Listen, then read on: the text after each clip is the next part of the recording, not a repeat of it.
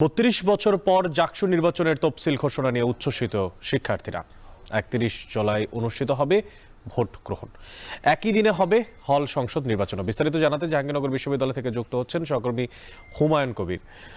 হুমায়ুন, প্রায় ৩২ বছর পরে আজ আবারও কিন্তু গতকালকে রাতে ঘোষণা আসলো যে হতে যাচ্ছে জাকসু নির্বাচন। তো এ নিয়ে ক্যাম্পাসের শিক্ষার্থীদের মধ্যে উচ্ছ্বসিত অনুভূতি কেমন দেখতে পাচ্ছেন, এবং তাদের কোনো কর্মসূচি এই বিষয়ে দেওয়া হয়েছে কিনা?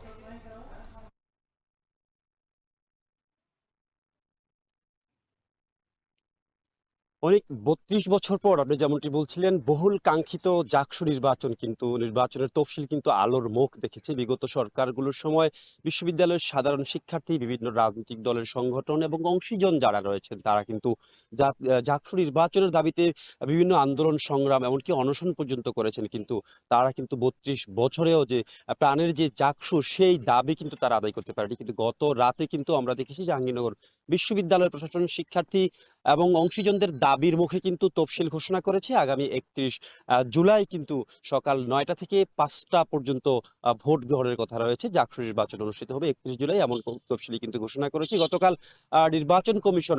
৩১ জুলাই জাকসু নির্বাচন অনুষ্ঠান আয়োজনের জন্য যে নির্বাচন কমিশন গঠন করা হয়েছে, সেই নির্বাচন কমিশনের প্রধান নির্বাচন কমিশনার মোহাম্মদ মনিরুজ্জামান কিন্তু এই তফসিল ঘোষণা করেন এবং ঘোষিত তফসিল অনুযায়ী কিন্তু ৩১ জুলাই সকাল ৯টা থেকে ৫টা পর্যন্ত ভোট গ্রহণ চলবে। এবং এই তফসিল ঘোষণা এবং ভোট গ্রহণের তারিখ যে নিশ্চিত করা হয়েছে, এই খবরে কিন্তু বিশ্ববিদ্যালয়ের শিক্ষার্থী এবং বিভিন্ন রাজনৈতিক দলের সংগঠন, অংশীজন যারা রয়েছেন তাদের মধ্যে এক ধরনের উচ্ছ্বাস বিরাজ করছে। তারা দীর্ঘ ৩২ বছর ধরে কিন্তু সিনেটে ছাত্রদের কোনো প্রতিনিধি ছিল না। ছাত্র প্রতিনিধি ছাড়া কিন্তু একটি অসম্পূর্ণ সিনেট থাকে। ছাত্রদের সুখ দুঃখ এবং সম্ভাবনার কথা বলা, বিভিন্ন প্রয়োজনের কথা বলা আর একটা প্ল্যাটফর্ম কিন্তু সিনেট। সেই সিনেটে কিন্তু ছাত্র প্রতিনিধি ৩২টি বছর অনুপস্থিত ছিল।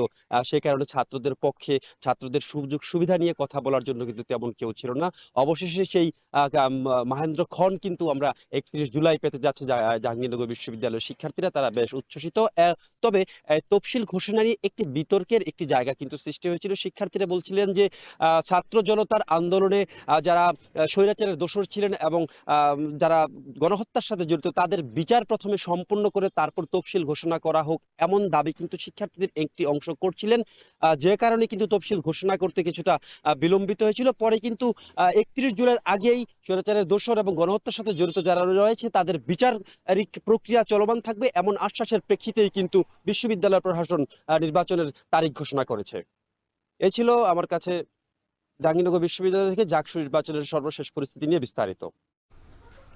৩২ বছর পর জাহাঙ্গীরনগর বিশ্ববিদ্যালয়ের জাকসু নির্বাচনের দিনক্ষণ ঠিক করা হলো। সে বিষয়ে সবশেষ খোঁজখবর রেখেছেন সহকর্মী হুমায়ুন কবির।